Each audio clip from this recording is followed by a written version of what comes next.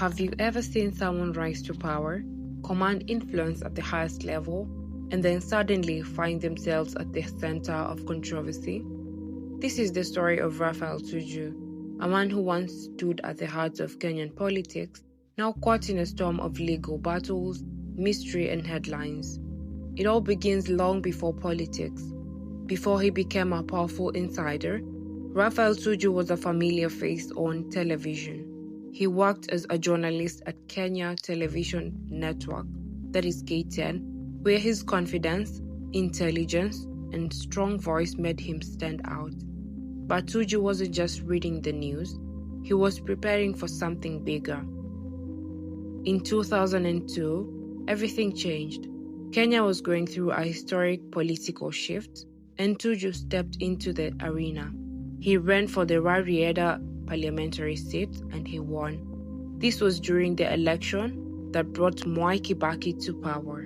And just like that, Tuju moved from the newsroom into government.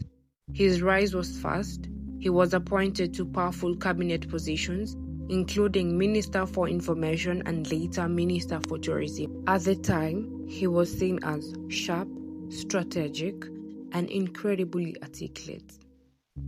A man who understood both media and power. But Tuju wanted more.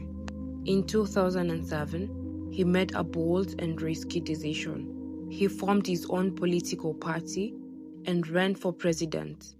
It was a big move, one that showed ambition and confidence. But the results did not go his way. He lost the presidential race. And for a moment, it seemed like his political momentum had slowed. But Raphael Tuju was far from finished. Years later, he made a powerful comeback.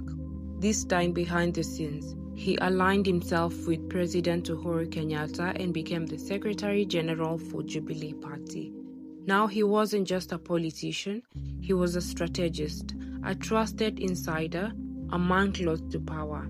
Then came one of the most defining moments in Kenya's recent history, the 2018 handshake between Uhuru Kenyatta and Raila Odinga, a political truce that shocked the country, and behind the scenes, Tuju was believed to be one of the key figures supporting it.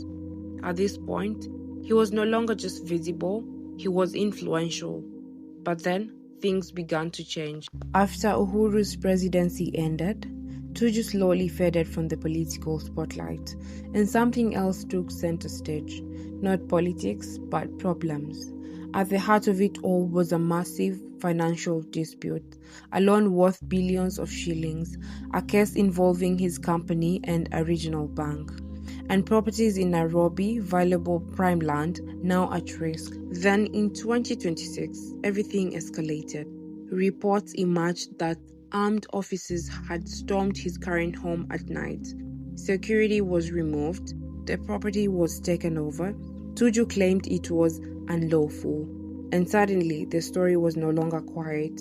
It was explosive. But what happened next shocked even more people.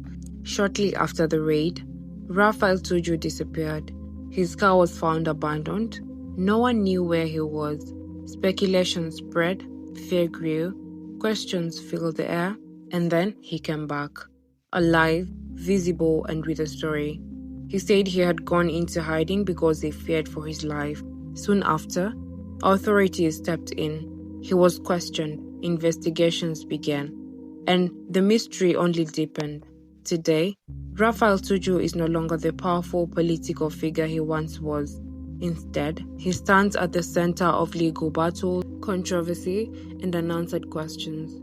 From a respected journalist to a cabinet minister, to a presidential candidate, to a political insider, and now a man fighting battles far from the spotlight he once controlled. This is not just a political story.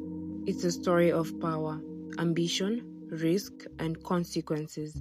And maybe the biggest question is this the end of Raphael Tuju's story or just another chapter?